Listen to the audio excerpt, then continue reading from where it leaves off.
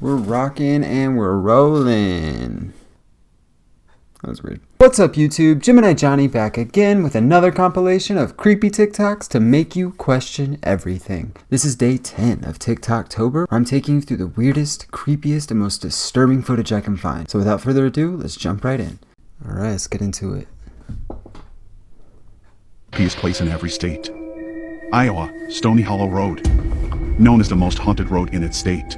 Outside the city of Burlington lies a long stretch of gravel, which is known to be haunted by the ghost of a woman named Lucinda. It's said she jumped off a nearby cliff after her husband left her. Ever since that day, people claim to see her ghost on the side of the road. Legend says if you ever see her holding a rose, run. As if she lays the rose by your feet, it means your death is near. Would you want to visit? Morbid Facts, Part 50. That was a fun little animation there. It's awfully creepy when she did the, but other than that, that was fun. Alright, good kickoff to this one. Let's go.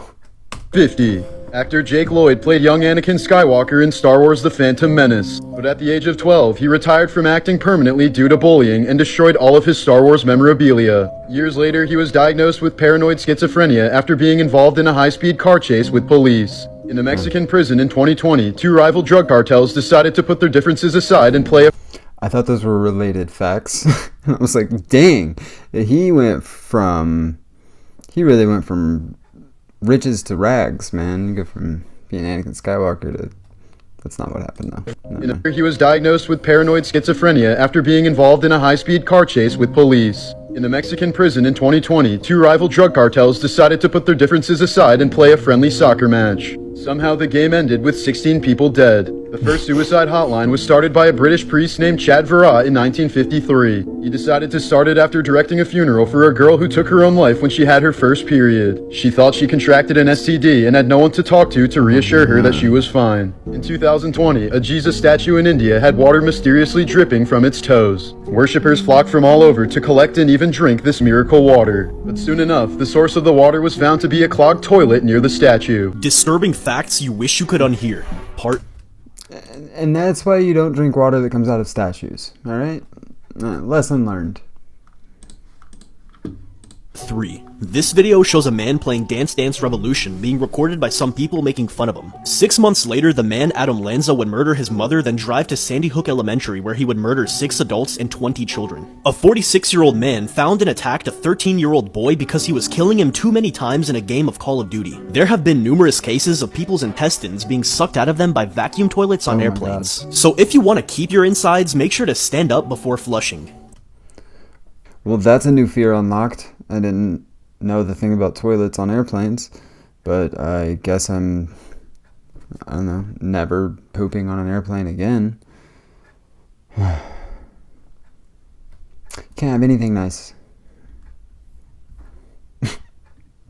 A man once donated his mother's deceased body for scientific research. He later discovered that the research facility sold her body to the US Army for $5,000 where they would blow it up with explosives. These are videos humans were never meant to see. Okay, so we all know about the ancient pyramids in Egypt, but have you ever seen what it looked like from the top? Probably not, but you're about to, and there's just something about it that's extremely unsettling. It's really cool. I don't know about unsettling.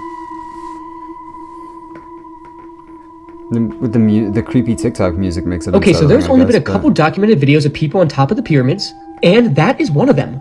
The pyramids have been around for 4,500 years, and the fact that they're still standing is just mind-blowing, but what's more mind-blowing is that somebody actually got to the top of it and gave us such a spectacular view.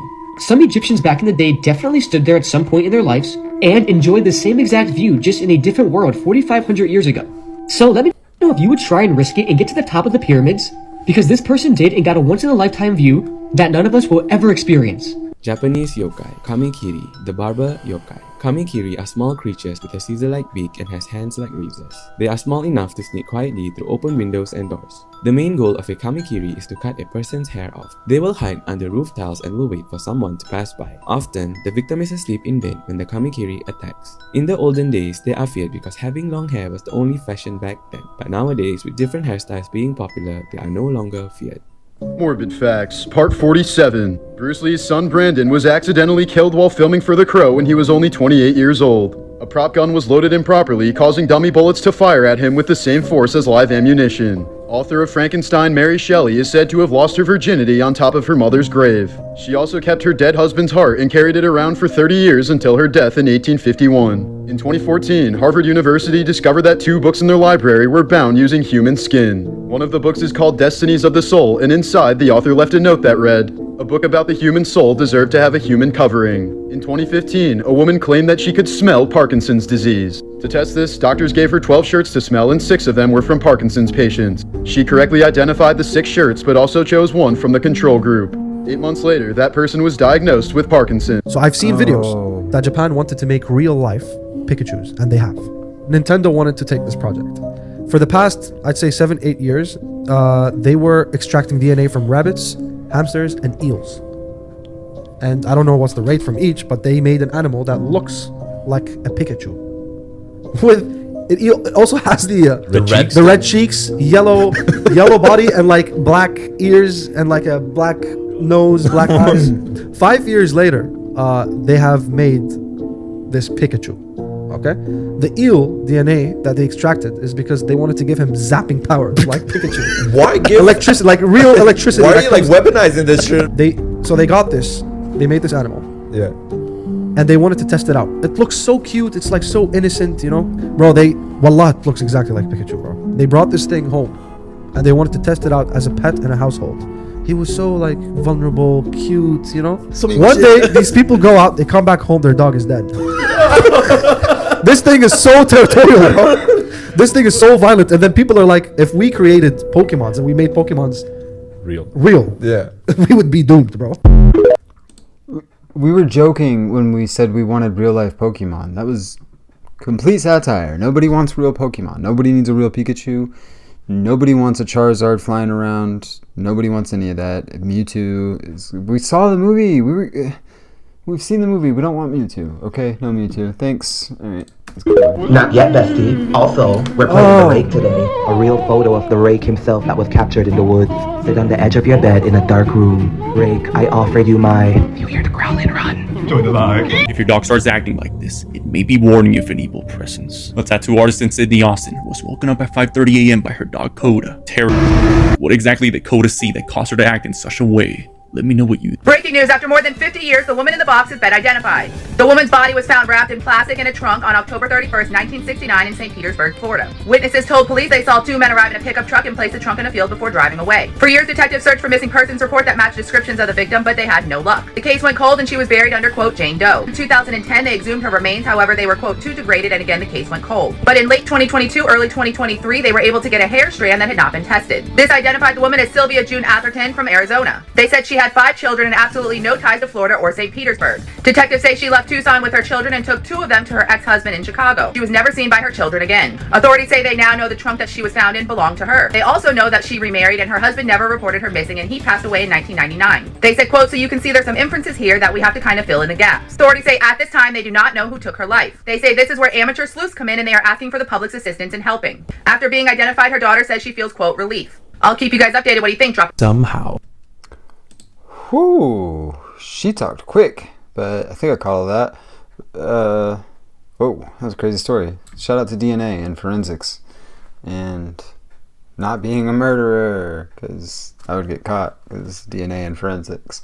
Anyway, what did this guy have to say? Somehow, these pictures just keep getting worse and worse for me. So this is a still that was captured on the motion camera that was stationed in Janelle Churg's living room. This is the man that police definitively believe attacked her on this night. Neil lived alone, and a lot of people live alone. A lot of people have security cameras. We all kind of have these things, right? But you can only imagine when she woke up to an alert on her phone, and this was the person that she saw on her living room camera. As the story goes, by the following morning, her sister had actually arrived to pick up Janelle because they were supposed to go to a farmer's market together. She found her sister's head sitting at the front door of her apartment. This man who was seen on camera was never identified in the case. Actually left a lot of people wondering, you know, if her security cameras captured this, why did her alarm never go off?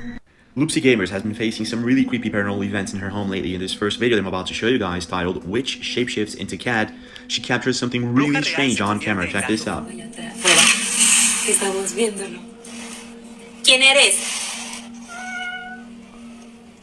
Tú no eres un gato. Ay, ¿qué es eso? Vete de aquí, ¿quién eres? ¿Qué es eso? ¿Quién eres? Te estoy grabando, ¿quién eres? ¿Por qué estás aquí en mi casa? Tú no eres un gato. Tú no eres un gato. Te ordeno que te vayas de mi casa. ¡Ay! No manches, no manches. ¿Qué es eso, Regina? Se abrió la puerta. Se abrió la puerta. Se abrió la puerta. ¡Uy, güey! Se abrió la puerta. Vámonos. Strange, isn't it? But it gets stranger. In another video, she's playing heads and tails with her daughter when all of a sudden this happens. Sarita, mi esposo me es infiel. No. ¿Gina tiene novio? Vaya. Tal vez. ¿Alguien me escucha a Regina Lidia? Como por ay, Regina, la tira es que sí. ¿La quieres aventar hasta la otra cuadra? Tal vez.